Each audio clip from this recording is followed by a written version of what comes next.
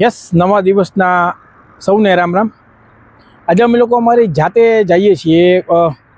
પહેલાં ટીટીસીની બસમાં અને પછી ગો ટ્રેનમાં આપણે ગયા હતા જે બિલી બિશપ એરપોર્ટ પાસે વિલિયમ ટ્રેલમાં એક્ઝિબિશન સેન્ટર પાસે. એમાં અમે લોકો આ વખતે જાતે જઈએ છીએ. ગઈ વખતે તો ભાઈને લોકો ભેગા હતા. આ વખતે જાતે થોડુંક કેનેડા એક્સપ્લોર કરીએ છીએ. અમારી પાસે છે પ્રેસ્ટો કાર્ડ. હવે પ્રેસ્ટો કાર્ડ શું છે એના માટે હું તમને એક અલગ વિડીયો આખો બતાવીશ. એ પ્રેસ્ટો કાર્ડથી અમે જવાના છીએ. બસ ટેપ જ કરવાનો છે. એમાં કોઈ કંડક્ટર નથી હોતો, કોઈ સ્ટેશન નથી હોતું, કંઈ નથી હોતું. આજે હું તમને બસની રાઈડ વિશે પણ જણાવીશ થોડું, અને એમાં કેવી રીતે સિસ્ટમો છે, કેવી રીતે ઊભવાનું હોય છે. સ્ટોપ તમારે રિક્વેસ્ટ કરવું પડે છે. દરેક સ્ટોપ ઉપર બસ ઊભે જવું જરૂરી નથી. તો એ કેવી રીતે સ્ટોપ કરવું, કેવી રીતે આગળ વધવું, એ બધુંય આજના વિડીયોમાં હું તમને બતાવીશ. અલગ જ પ્રકારની આખી દુનિયાને વ્યવસ્થિતતા છે જે આપણે ત્યાં કદાચ હું નથી માનતો કે જે લગભગ 1500-2000 વર્ષ સુધી આવી શકે. પણ અહીંયા શું વ્યવસ્થા છે એના વિશે આપણે થોડું જોઈએ. તો આજના વિડીયોમાં એટલી બધી મજા તમને આવવાની છે કે જો તમે 1 મિનિટ પર સ્કીપ કરી તો તમે ઘણો બધો આનંદ જે છે ખોઈ બેસશો. તો શરૂ કરીએ આજનો વિડીયો. છેક સુધી જોતા રહો. ચેનલને સબસ્ક્રાઈબ કરવાની બાકી હોય તો પહેલાં સબસ્ક્રાઈબ કરો, પછી આગળ વધો. જૂના વિડીયો મારા આવી ગયા છે. બધા જૂના વિડીયો એક વખત મારી ચેનલમાં જઈને અથવા આઈ કાર્ડમાં અથવા મારી એન્ડ સ્ક્રીન ઉપર તમને જોવા મળશે. એ બધા વિડીયો કોઈ જોઈને પછી આપણે આગળ વધશું. તો let's move to a great adventure. મિત્રો, દોસ્તો, ભાઈબંધો, 2 બસ બદલી. પહેલાં 54B અને પછી 86, 2 બસ બદલી અને અમે લોકો પહોંચી ગયા છીએ ગિલ્ડવુડ ગો સ્ટેશન ઉપર. સ્કારબરોનો એરિયા છે. ગિલ્ડવુડ સ્ટેશનનું નામ છે. અહીંયાથી ગો રેલ જે જીટીએમાં ચાલે છે, અને વાયા રેલ જે કેનેડાની અંદર આખાની અંદર આપણે કેમ ભારતીય રેલવે છે એમ ત્યાં અહીંયા વાયા રેલ છે. એનું સ્ટેશન છે ગિલ્ડવુડ. થોડા દિવસ પહેલાંના વ્લોગમાં પણ તમે જોયું હશે. ત્યારે અમે લોકો ભાઈને એમની સાથે બધા ગયા હતા. અત્યારે જેમ મેં તમને કહ્યું એમ એકલા એક્સપ્લોર કરીએ છીએ. આવડવું તો જોઈએ ને ભાઈ, બધી વસ્તુ જરૂરી છે. એટલે હવે અમે લોકો અત્યારે યુનિયન બાજુના સ્ટેશનની ટ્રેન લેશું અને એ પછી અમે પહોંચશું એક્ઝિબિશન. ત્યાં જે ટ્રેલ છે લેક ઓન્ટેરિયોની બાજુમાં, ત્યાં અમે જઈશું. ભાઈ અત્યારે ટેમ્પરેચર 5 ડિગ્રી છે. અહીંયા એપ્રિલ મહિનો છે છતાંય 5 ડિગ્રી ટેમ્પરેચર ને ફીલ્સ લાઈક 2 ડિગ્રી છે. એટલે ધબધબાટી ઠંડી અહીંયા છે અને આને અહીંયાનું ગરમ વાતાવરણ કહેવામાં આવે છે. તો આવી પોઝિશન છે કેનેડાની. સારું છે. ગિલ્ડવુડ ગોમાં અંદર જાય છે, પ્રેસ્ટો ટેપ કરશું અને ત્યાંથી પછી અમે લોકો આગળ યુનિયનની ટ્રેન પકડશું. તો મજા તો હજી હવે આવશે, એટલે જોડાઈ રહેજો. તો અમે લોકો પહોંચી ગયા સ્ટેશન ઉપર. હવે થયું એવું કે અમે લોકો પહોંચ્યા અને એક ટ્રેન નીકળી ગઈ. હવે અહીંયા કાંઈ ટ્રેનના દરવાજા ખુલ્લા તો હોય નહીં કે દોડીને ચડી જવાય. એટલે હવે નેક્સ્ટ ટ્રેન છે 20 મિનિટ પછી છે. અત્યારે 20 નહીં, અડધી કલાક પછી છે. 10:40ની હતી એ નીકળી ગઈ. હવે 11:10ની ટ્રેન છે. એટલે અડધી કલાક આપણી પાસે છે. એક્સપ્લોર કરશું. અહીંયા ટ્રેન કન્ટિન્યુઅસ ચાલુ જ હોય છે. એટલે જોઈએ હવે અમે લોકો તો અહીંયા થોડુંક પ્લેટફોર્મ ઉપર ફરશું, પણ ઠંડી જોરદાર છે. એટલે અમે લોકો જે જગ્યાએ બેઠા છે તમે જોઈ શકો છો. It's like a cabin. આ છે એ હીટેડ કેબિન હોય છે. આની અંદર બહાર ગમે એટલી ઠંડી હોય, અહીંયા આપણને કમ્ફર્ટ રહે એટલું ગરમી હોય. અહીંયા તમે જોઈ શકો છો ઉપર એ લોકો હીટર્સ લગાડેલા છે. અહીંયા શું છે કે શિયાળાની અંદર બરફ એટલો હોય છે, ટેમ્પરેચર બહુ લોઅર જાય છે, એટલે એ લોકો હીટર લગાડીને જ રાખે છે. જરૂર પડે એ પ્રમાણે એ લોકો હીટરનું એક્સેસ કરે છે. તો અમે લોકો હવે પહોંચ્યા છીએ. નેક્સ્ટ ટ્રેન અડધી કલાક પછી છે. રાહ જોઈએ છે ત્યાં સુધી પ્લેટફોર્મ ઉપર ફરી એને મોજ કરી, કારણ કે અહીંયા પ્લેટફોર્મ ગંદા નથી હોતા. પાનની પિચકારી અને બાલાજીના પડીકા, કેળાની છાલ, સિગરેટના ઠૂઠા, એવું બધું બહુ જોવા નથી મળતું. થોડું ઘણું તો બધે હોય છે દુનિયામાં, એવું નથી, પણ અહીંયા પ્રમાણમાં લિમિટમાં હોય છે. તો let's explore the go station.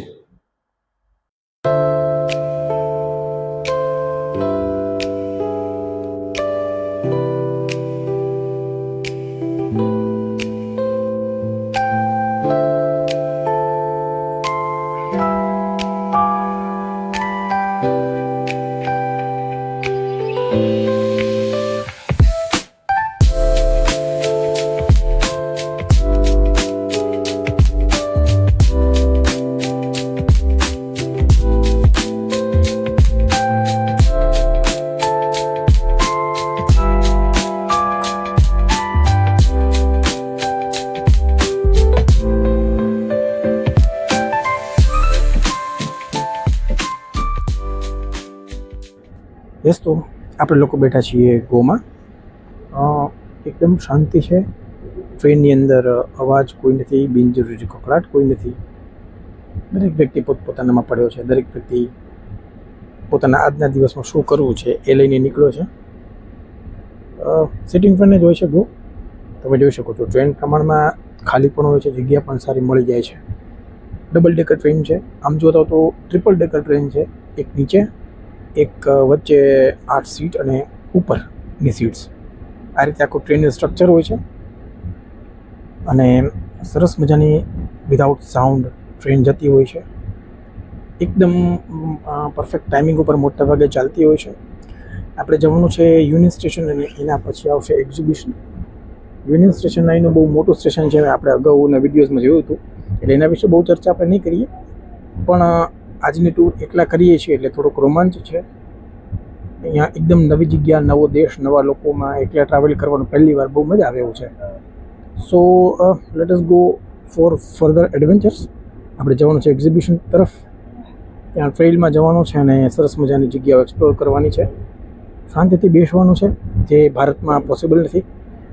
દોડધામની જિંદગી ત્યાં જીવીએ છીએ બધા. અહીં જિંદગી તો અહીં પણ દોડધામની છે, પણ અમે લોકો અત્યારે વેકેશન માટે આવ્યા છીએ એટલે થોડી શાંતિ છે. કદાચ રહેવા મળે તો પણ શનિ રવિ અહીંયા કોઈ બોલાવતું નથી. કોઈ અહીંયા એવી મેન્ટાલિટી નથી કે તમે શનિ રવિ કામ ન કરો તો તમે લોકો કામચોર છો. તમારા સ્ટિપ્યુલેટેડ ટાઈમથી વધારે તમે કામ ન કરો, જાતને ઘસી ન નાખો અને ગાળો ન સાંભળો તો તમે લોકો નકામા છો. આ સિચ્યુએશન ઉપર મફતનો પગાર લો તો આવું બધું સાંભળવા નથી મળતું. દરેકની અલગ અલગ જગ્યા, અલગ અલગ ખાસિયત હોય છે. અહીંયા આપણે આનંદ કરવા આવ્યા છીએ. This one's not about lyrics. I'd suggest imagining soft finger picking on a sun-soaked guitar. Occasional melodic bends reminiscent of waves rolling ashore. A subtle pocket beat could mimic the rhythm of distant tides. Let the absence of vocals create room for the guitar to tell its own serene story, simple, tranquil, and flowing like the ocean breeze. If you ever feel like pairing lyrics with that vibe, I'm here. If you ever feel like pairing lyrics with that vibe, I'm here.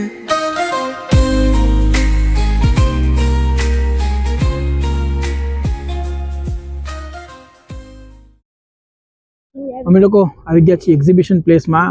ગજબનાક ઠંડી છે, ઠરી રહ્યા છીએ. નાક બધાયના ટે થઈ ગયા છે. લગભગ 2 કલાક લાગ્યા અમને સ્કારબોરોથી અહીંયા પહોંચતા અને જોરદાર વાતાવરણ હતું. ગો ટ્રેનમાં મજા આવી, પણ હવે થોડુંક સૂર્યનારાયણ તપે તો મજા આવે એના જેવું છે. જેકેટ પહેર્યું છે, અંદર હુડી પહેર્યું છે, તો એ ટાઢ એવી લાગે છે. અમારા મેડમ તો એકદમ તમે જુઓ ઠરીને લગભગ ટીકું થવાની તૈયારીમાં છે. નાક ઠરી ગયા છે. સાગાને પણ ઠંડી જોરદાર લાગે છે. ઠંડી તો રહેવાની જ નહીં યાર, ઠંડો પ્રદેશ છે એટલે થોડીક તકલીફ તો જો બકા રહેવાની, પણ મજા આવે છે. આવી શાંતિ ભારતમાં તો મળવી પોસિબલ નથી. મજા આવે છે. સામે બિલીબિશપ એરપોર્ટ છે, એના પર તમને નજારો બતાવીશ.